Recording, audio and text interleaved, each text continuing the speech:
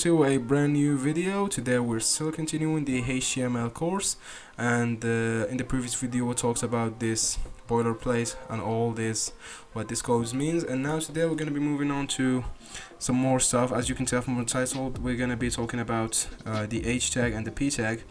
So let's get straight into it. Okay, now if we go over here and try to add an H tag, as you can see, we have H1, H2, 3, 4, 5, 6, and what this basically means is, okay, let's just use all of them and see the difference.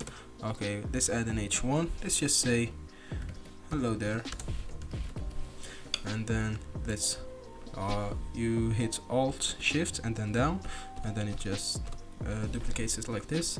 And then now let's just change the tag from 2, 3, 4, 5, now we're good, 6, we are good. Hit save. I've already launched it, so alright.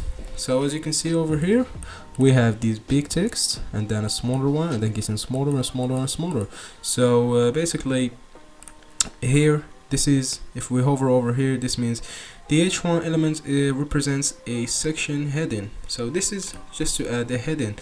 So the most important ones, or the most familiar ones that you're going to be using, are H1, H2, H3. I mean, you can use this, but those two, H5 and H6, you rarely use them.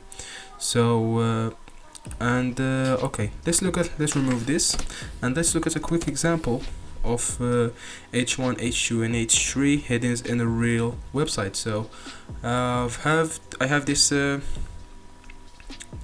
jumbo.com. I think this is, to create blogs and stuff. So usually you will use your H1 for your logo over here, if you have a logo in the form of text.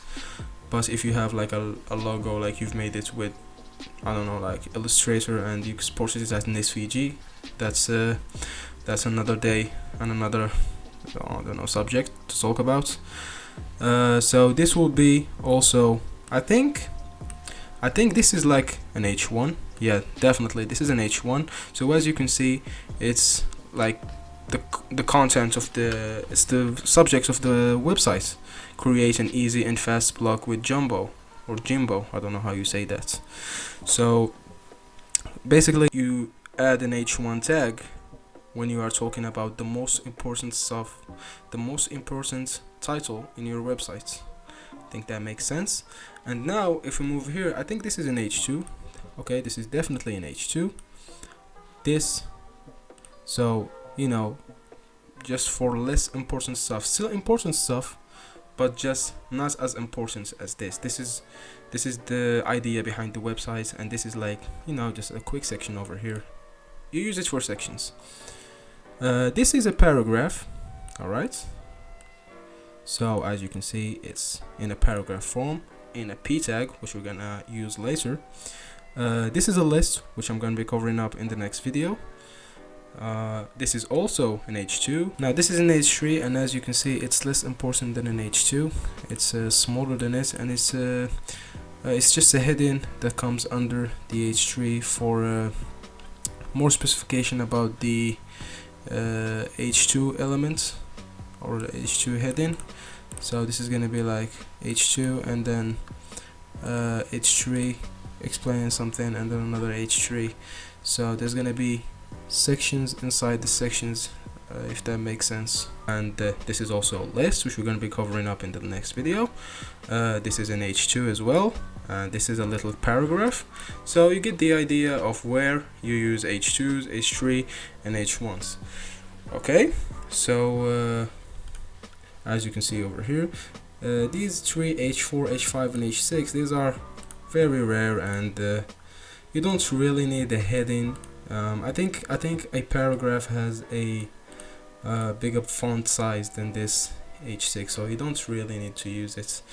Okay, let's move on to a paragraphs, a P tag. Alright, let's say P. Okay, and let's just say lorem, and if we click enter or tab, it's just adds gibberish over here, like I mean, it's just a paragraph that you can deal with and test your p tag with it. You know, as you can see over here, it's not it doesn't make any sense for me. Maybe this is some language that I don't know about, but okay. So if we hit save, go back to our browser, as you can see, it adds a paragraph in a paragraph form. So you would have like your logo here, a paragraph here, maybe, I don't know, like an H2 over here. You'll have an H2, and then just say I mean, just an example, section 1, and then you'll have a paragraph. Let's just take like this much, and then just add it, and then you'll have, you know, you'll have this a couple of times on your website. Control V. This is section 2. So let's see how this looks. You know what I'm talking about, like this, and maybe you'll have like something like this, like an H2 over here. Let's say lorem. Alright, let's go back. You're probably okay. I did that wrong. Sorry about that. This says section 3. I don't know why I didn't copy and paste that. Section 3. I'm a bit nervous, guys. H3. Let's say like, I don't know, like subjects 1, and then you'll have a paragraph over here. So we'll see. We're gonna see how we're gonna do this also with the lists. So we're gonna be learning how to do this with lists in the next video. Make sure to tune in, subscribe, like the video, all that good stuff. Okay, let's see how this looks. So now you get the idea. So this is the most important heading, probably like the name of your website. You'll have like a paragraph over here, maybe just a little description of your website, like what do you do, what this the website does, and this like maybe a section.